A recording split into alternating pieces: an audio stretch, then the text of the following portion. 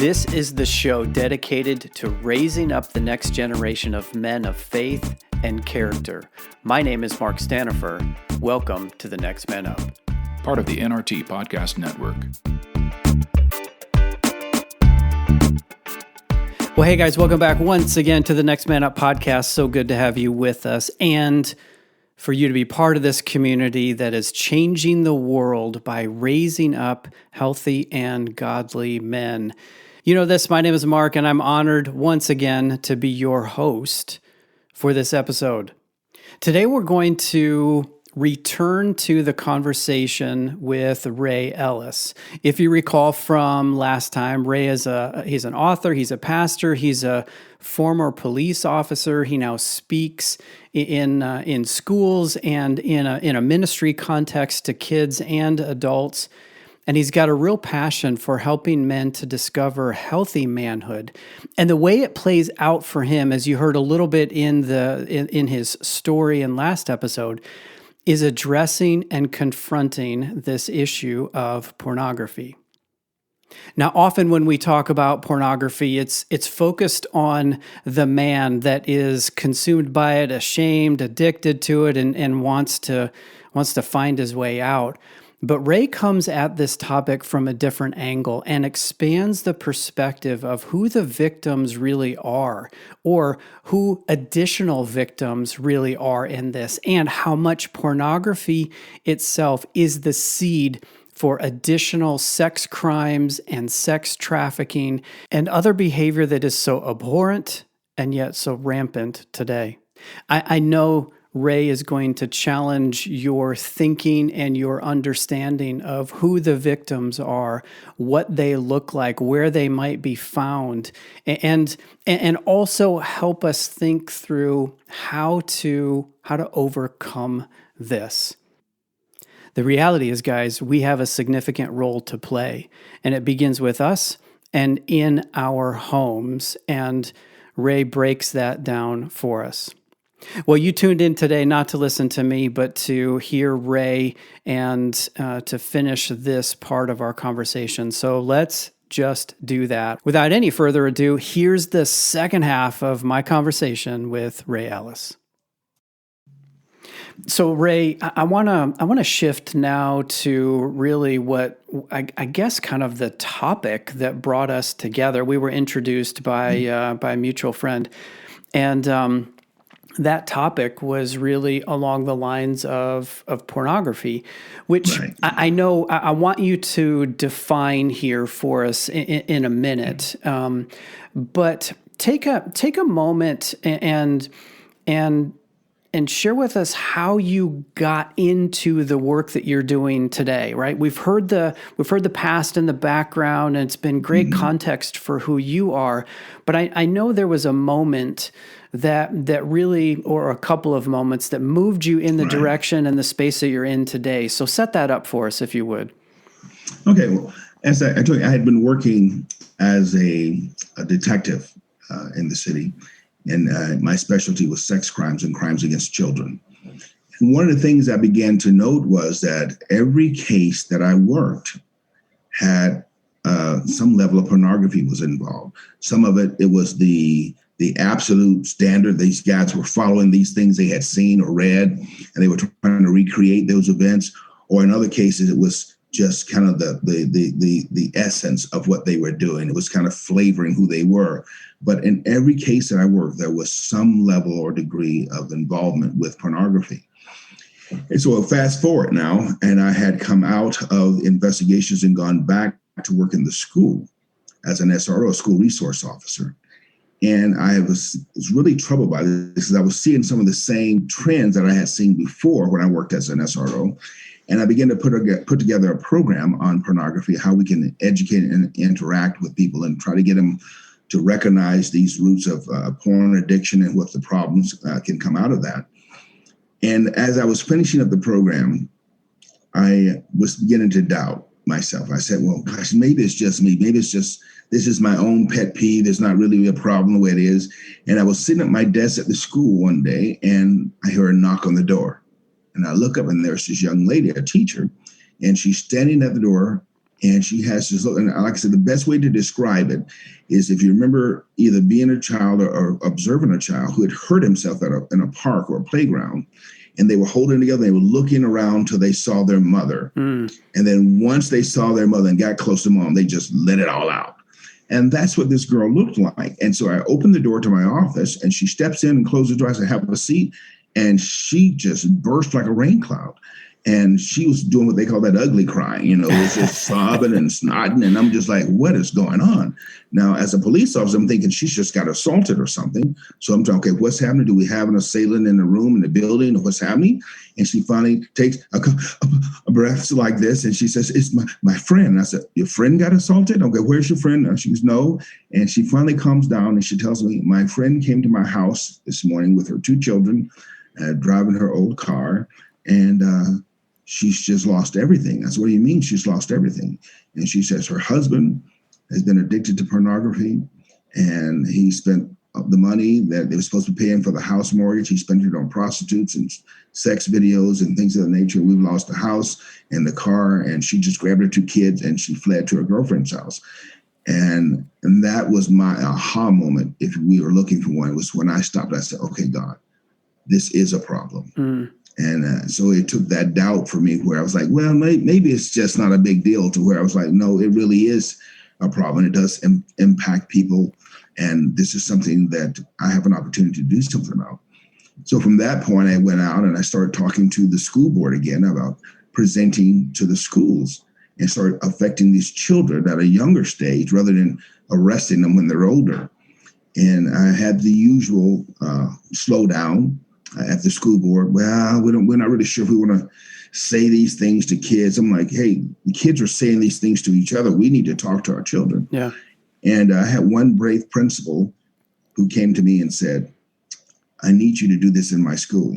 And I said, well, what about the school board? She said, we'll deal with that later. And I said, okay. And we started the presentation, and it just had a phenomenal impact because we were now talking about what was going on with pornography and the behaviors that were coming out of it. Because one of the things out here in Idaho, what I discovered was that starting back from the late 90s, that Idaho had been ranking in the top 10 for juvenile suicides.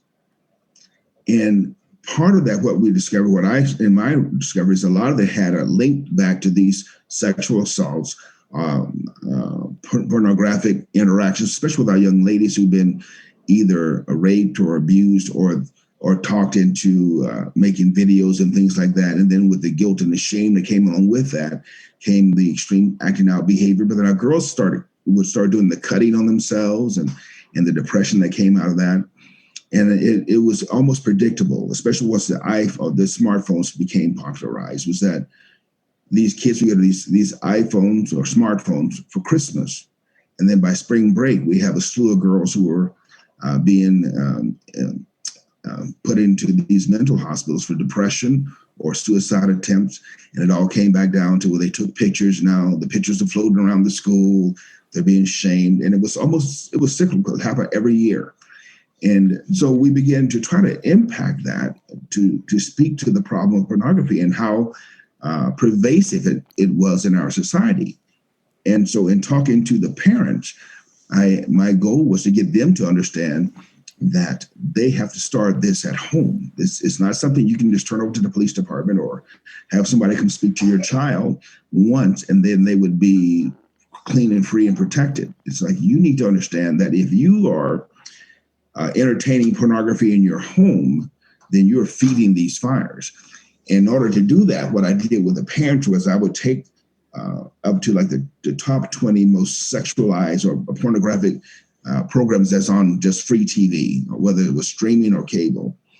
And I would just run the titles by and I'd ask the parents, so how many of you guys watch this show? And they all raise their hand. I say, if you're watching these shows in your home, then you are watching pornography in your home. And that was a sobering moment for them. It's like, they're not called pornography. They're called detective dramas, or they're called sci-fi, or they're called horror.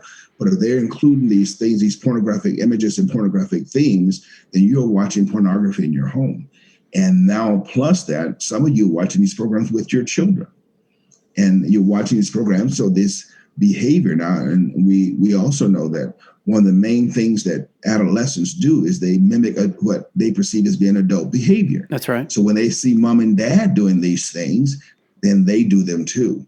And so we would have kids, and especially once we got into the sexting, I would occasionally have a child that would cross the line criminally, and I'd have them in my office, and I would just talk to them, and I'd say, "Do you really think a young lady wants you to treat her like this?" And the young man would look at me, because I just literally would read the script of what they did. I said, "Do you really think a young lady wants you to treat her like this?" And he would say, "I don't know. This is just what we do. This is what I saw." And I talked to a young lady. I said, "Did you really want some young man to treat you like this?" And she goes, "Not really." I said, "Then why do you do it?"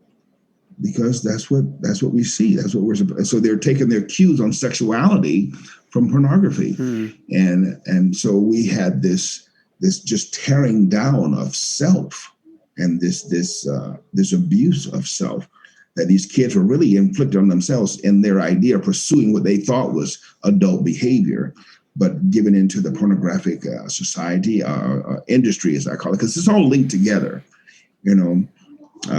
And I talk about the fact that when you talk about pornography, it is a multiple $billion-dollar industry. There is major money in pornography. And so, and with any business, we talk to the kids. I say there's two things that every business needs. And what are they? And we go through a little round of discussion. Eventually will come out. They need a product and they need customers. I said, that's what they need. I said, their goal is to make money. Say they're going to make profit. But what they need in order to do that, they need to have a product that they can push, and they need to have a customer base. I said, so for you, when it comes down to pornography, you become both the customer and the product. I said, this is what I want you to understand. So the more you get involved with taking these pictures, especially with sexting and things like that, you send these pictures out, these pictures get captured, and they then become the product that's being sold. And so we know that on the black web, on the dark web, where this pornography is being traded, there is again a multiple $billion-dollar industry in child pornography, and these images are being captured off of their own cell phones. And so it's all part of the madness. There's no real effort to stop this, and you see this as we look at society. It begins to permeate society as a whole. You see it in TV, you see it in cartoons, you hear it in music, where these kids are constantly being bombarded with this ideology of what sexuality is supposed to look like, this sex at any cost without any real ramifications. And that works in the movies, but it doesn't work in the real world, because in the real world, you're a person and you do have feelings and feel pain.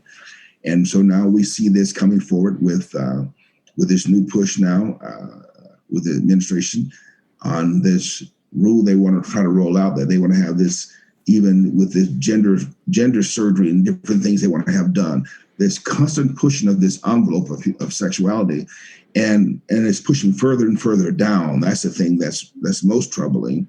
It's not just the adult population that wants to have these things legalized, but they want to have it legalized for the children. And my question has always been, when I would talk to different groups, and I said, okay, when you were a child, did you know kids who had sex? And they go, yeah. I said, is it safe to say that when your parents were children, that there was kids that had sex? Yeah. Is it safe to say that when your grandparents were children, there was children that had sex? Yeah. I mean, yeah. So then why is it all of a sudden that all these adults who are in the position to write laws want to decrease the legal age for kids to have sex? Now you have to understand, it's not about the kids having sex. It's about the adults who want to have sex with kids and not be prosecuted. I'm sorry. So it's a big problem when we think about this in a holistic point of view. Human trafficking is a major problem. America itself is one of the leading customers or connoisseurs of child pornography and child sex industry. We are a big part of that problem. The last stats I read is up to 100,000 children a day are sex trafficked here in America. And that's very sobering if you let yourself think about it. 100,000 children every day. I'll share a personal story with you. I'm working as an SRO, and I had an open office. I had my kids would come to my office and just hang out. And there was this one young lady that came to my office, and she would come, if not every day, almost every day. And she would hang out and she'd laugh and talk, but there was always something about her. I'm going, there's something that she's not saying to me. And I would ask her, what's going on? And we know everything's okay. And this went on, and this was in 8th grade. And so she goes on to high school. I then leave the SRO and I go to become a sex crimes investigator. So we fast forward 3 years now. And so I get this tip that we have a home on the north side of the city where we have teenage girls being trafficked. And so we put together a hit, and I'm on the team. I'm on the part of the entry team. And my job was, we had intelligence that there was at least one juvenile female inside this building, that when we get into this house, my job was to locate the teenager and get her out of the house in case things turned bad. She would not be caught in a crossfire or anything like that. So we hit the door, boom, just like TV, right? We all in, police, police, police. We go in, this young lady's on the floor yelling and screaming. I grab her up around her armpits and I drag her back with her back to my chest. I'm dragging her out of this scene to make sure that she's safe, and I get her out of what might be the line of fire coming. And I sat her down and I said, sweetheart, are you all right? And I look into her face and she looks at me and she just starts crying. And it's this little girl who's in my office. And I'm like, why? Why didn't you tell me? She goes, I tried so many times. I tried so many times to tell you that I needed help, but I could never say it. I just didn't know the words. Wow. And I was like, oh my gosh. And this young lady who was being trafficked by her father, was one of many teenagers who was being trafficked by her father, was normal, went to class every day, walked up and down the hallways laughing and joking, did fairly well in school. And so she did not look, quote unquote, like a traffic victim. She didn't look like a prostitute. But here she was in 8th grade being trafficked by her father. And this lasted until we rescued her 3 years later. And so it just changes the way you look at the world when you begin to see those realities. And that, yeah, no, this is a problem. This is a problem where kids are being abused and used and mistreated because of this industry, this thing we call pornography. Because it's like, if you think about it, there are certain things that, Mark, that I can put in front of you right now that would be no temptation at all. For me, you can dress up avocado any way you want. You can make it in slices. You can spread it on toast. It's not going to get you. You can make it into guacamole. It does nothing for me. It's just not going to happen. Yep. Now, on the other hand, you take a nice juicy steak, Come on. medium rare. Come on. I'm starting to drool thinking about it. You see what I'm saying? And so the things that you are attracted to will draw you. And so there's a definite market for pornography, and especially child pornography. There's a market for pornography because there's people who, once they get involved in it, it becomes almost like a menu selection. That when they see these things, now they want to find some way to act out on these things. And so we find very often that a person who's involved in pornography then will go with their partner, whether it be a husband, a wife, a boyfriend, or girlfriend, and they want them to recreate this role that they just saw. And where it becomes doubly dangerous is when we get into the realm of child pornography, because when these people are looking at these child pornography, they have the same lustful drive.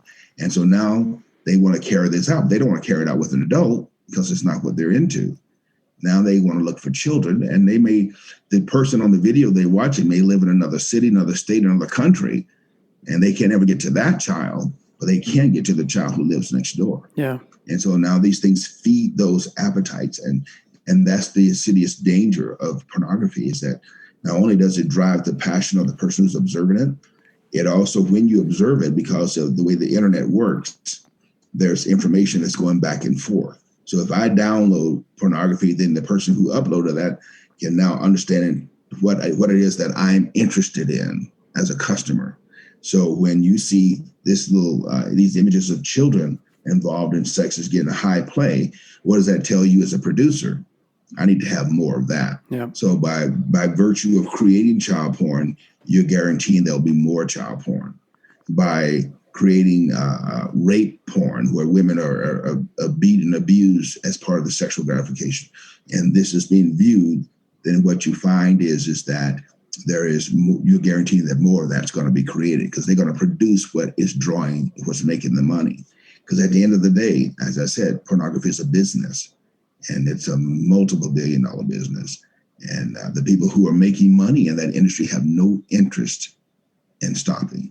And so that's why, I tell the kids, like if I'm wanting to get a child addicted to heroin, I don't take this big bowl of pure heroin and tell them, hey, stick your face in there and snort as much as you want. I said, what would I get if I got that? They said, you get a corpse. I said, exactly, it'll kill you, burn your brain out. But if I give you a little bit here, and then a little bit more, what happens is that build up your tolerance, or we destroy your inhibitions when it comes to pornography. So what happens is you look at pornography beginning, what used to be called soft pornography. Well, we don't even have soft pornography anymore. That's a product we don't. It's like an 8-track tape. We don't do that anymore. But if you start off with these lighter sets of pornography, what happens eventually is that it's not enough.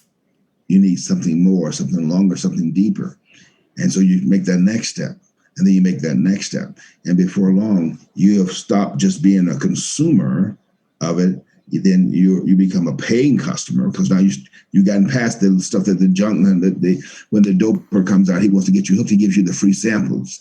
You get past that stuff that's free click. Now you're paying for stuff that's hardcore and more of what your appetite is. And eventually it drives you to acting out, because it just increases the intensity, as it does if you're using any kind of addictive substance. Yeah. It begins to draw you out into to the acting out behavior. And like heroin or methamphetamine, even alcohol, eventually it destroys your life. It's just a matter of time. It's not a question if, it's just a matter of time.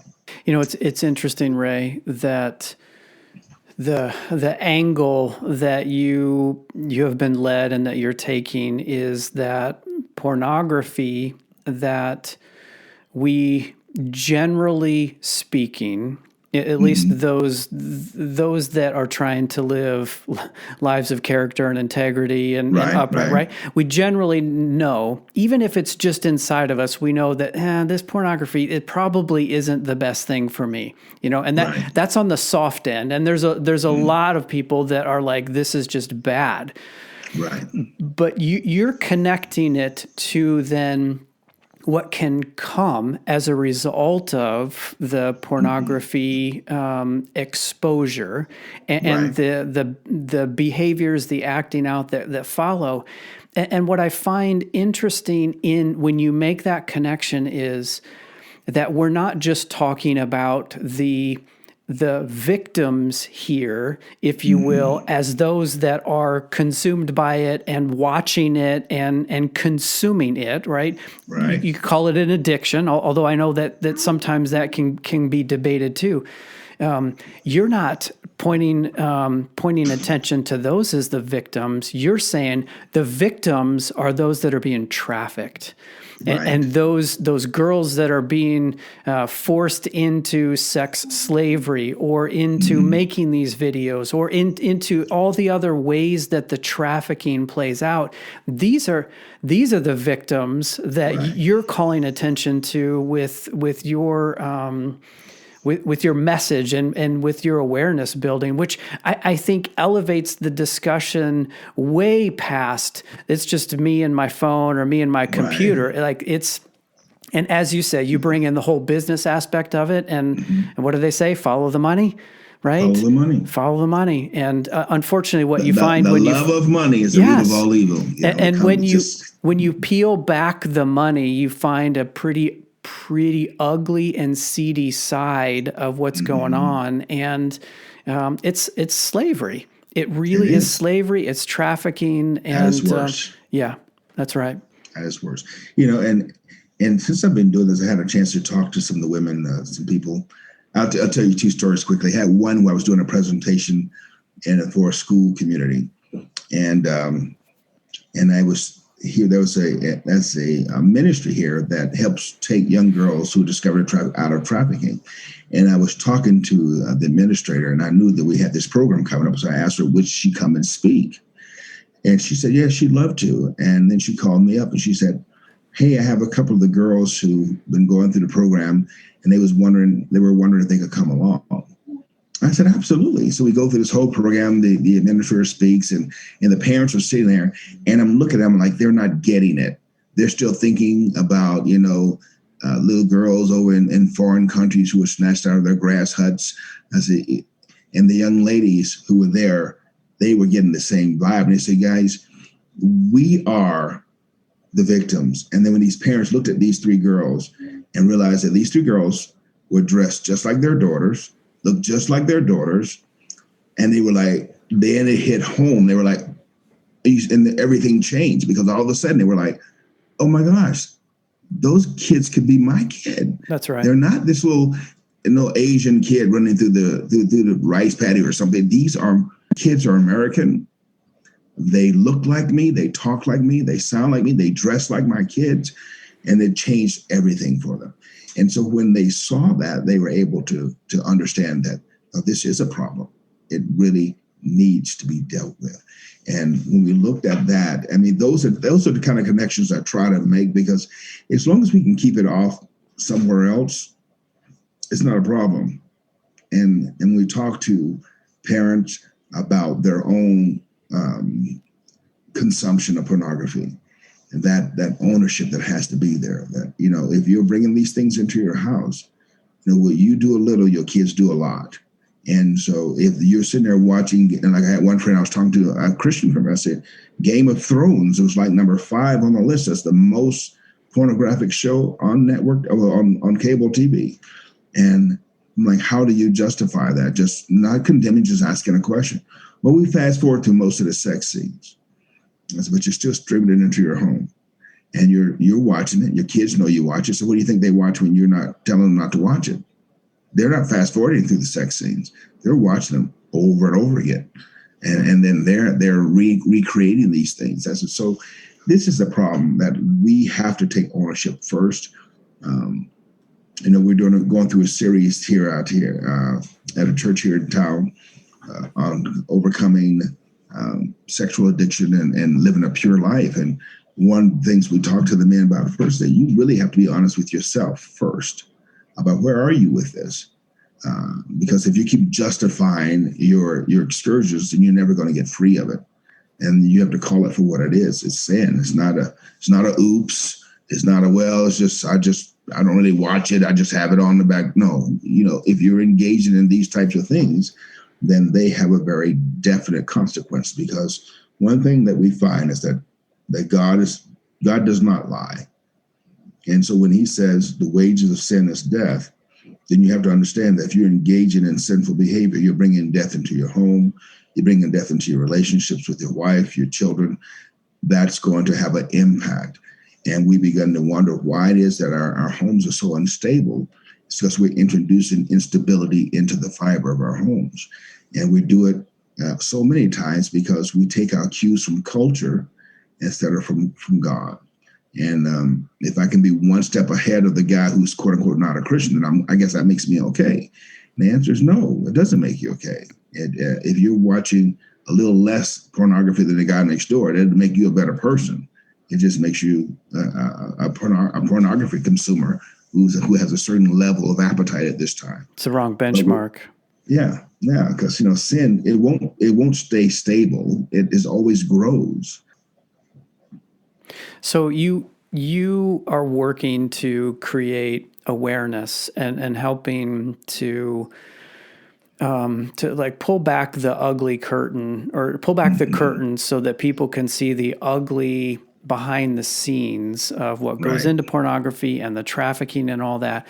How are you helping How are you helping young people or even adults to avoid it or to come out of it, right? Like, it's one thing to create awareness, it's another thing to help people to avoid it or recover from it. What are some things you're doing there, or even resources, I guess, that you would suggest to help people along those lines? The one thing I do, I mean, use something from current discussion and going on in culture today. Here in America, we've having this great discussion of race relations. And so I asked the question, is racism a sin? And the answer is, well, yes, it is. So then I come back to the congregation audience and ask them the question, what is the only cure that we have for sin? It's the blood of Jesus. So there's no amount of social programming that's going to correct the sin of racism. And the same thing is true of pornography. Pornography is a sin. And when you engage in it, it's a sin. And if you're going to be successful in truly breaking that, then you're going to have to deal with it as a sin. And the only way to really get clean of that is to first follow the steps that the Lord has given us. And we're going to confess it as sin. We're going to confess to the people that we've sinned against. As one guy says, Steve Gallagher, in his book, he has a series that he did at the altar of sexual idolatry. And I've been using that as a teaching guide in this group. I've been teaching her lately. And he has a section that he says, if you want to stay bound in sin, only confess your sin to God. Now, listen to what I'm saying, because it sounds profound. You think about it. But if you want to stay bound, then only confess your sin to God. But if you want to be free, then you got to confess your sin to one another, because that creates that accountability. And so what I tell people is that we got to deal with this sin the way the Bible tells us to deal with it. We confess it first as the sin that it is. Then we need to confess it to the people that we've offended, that we've broken faith with. And then you need to get into an accountability session where you need to have someone who will walk you through what does it mean to be a biblical man? What is biblical sexuality? What does that look like? And one of the things that I, as a pastor, try to get away from is, again, it's a pet peeve of mine, but to try to steer away from the concept of creating converts until we want to create disciples, which means that I've got to be invested in this person's life. I'm going to walk with this person through. So this person has to be with someone who is being led of the Lord, who's going to walk them through this transition from being a consumer, possibly addicted to pornography or sex, perverted sex or illicit sex, to now let's walk in what the confines of what Scripture calls to be a healthy sexual relationship. And part of that, again, goes back to what the Word of God says: we have to renew our minds. So we have to stop consuming it. But then we not only stop consuming it, we have to then begin to fill our minds with proper things. So we begin the study of the Word of God, study of good material, understanding what pornography does to me as an individual. Like when I do that presentation, I always present it in 3 stages. The first stage, and you hit on it, is the empathy link. If I'm using pornography, I am impacting a vast arena of people that their life is going to be affected for the worst because of my consumption of pornography. So we deal with that. Now, how is your sin affecting other people? Because that person is going to will go through their whatever decision they have in life, and they're going to stand before God one day. And what influence that I have in that person's life? Am I adding to their burden? Am I encouraging others to get involved in this darkness? And then we go back to, okay, now physiologically, what happens to you as a consumer of pornography? What effects does it have on your mind? What effect does it have on your body? How it destroys your ability to have true biblical sexuality, what that looks like, and how it causes you to objectify whatever the subject of your sex is, whether it's a person, whether it's an adult or a child, whatever the case may be. Pornography will inevitably cause you to objectify them. And then last, we deal with the aspect of what is it spiritually doing? What is the offense against God? And what is the offense against yourself? And as we begin to deal with those 3 stages, we allow the men to begin to rebuild their identity in Christ as it relates to their sexuality. So, Ray, I know that there's a guy out there that has really connected to your story or what you're saying, or wants to connect with you in a deeper way, either to explore some of your programs or just to kind of talk through your own journey. And what would be the best way for someone to connect with you that just wants to go a little bit deeper? Well, the easiest way would be through the email. They can meet me at rayellisauthor@gmail.com. That's the easiest way to make contact with me, most general way. And they can reach me there. And they can reach me through my YouTube webpage there, Ray Ellis Podcast. They can reach me through there. We can connect. Connect with a lot of guys there through the comments and things like that. They can reach out there. Facebook and Twitter, all there. Ray Ellis. At Ray Ellis Author on Twitter. And so I'm available there. And if they want to get together or have us out to minister, all those things are available. That's great, man. And listeners, I'll make sure, as I always do, that the contact information is in the show notes, and links to Ray's sites and his books, and even the work that he's doing today. So, dude, thank you once again for joining us, and for sharing your story, and for helping us to see beyond maybe our own struggles with this topic, to see it in a bigger light, and to paint it for what it is. This is an issue of surrendering sin to the Father, who wants Amen. To set us free. And so thank you for bringing it today, and for sharing with our audience. Pleasure's been mine. God bless you, my brother. Thanks for having me on. Well, guys, I don't know how you're processing this content, how Ray's story landed with you, how you have struggled in the past, and in your own story with the role that pornography has played. But I know that we have a part to play in the solution, and it starts with us, and it starts in our homes. So there's the challenge for you. You know your story, and you know your struggles, and yet you also know that there is a way out. And it starts with confronting this for what it is, and it's behavior that goes against the grain of what God has intended for us. It's sin.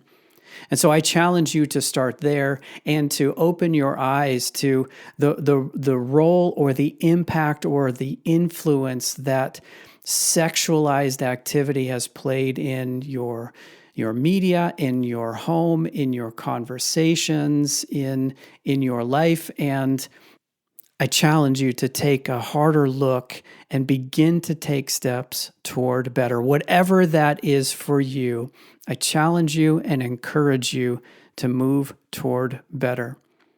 Well, thanks as always for being a part of this community, for listening to these stories and these episodes. And once again, I will invite your feedback. You can email us at feedback@thenextmanup.com, or you can find us on Facebook at NMU Journey. Okay, guys, that's it for this week. As always, we will be back next week. Until then, adios.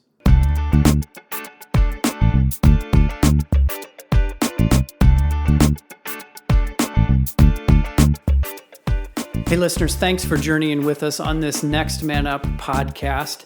We would love to hear from you. Maybe you have a question or an idea, perhaps a topic for us to consider. If that's you and you want to reach out to us, you can get us at feedback@thenextmanup.com. That's feedback@thenextmanup.com. Again, we'd love to hear from you. Until next time, we'll see you later.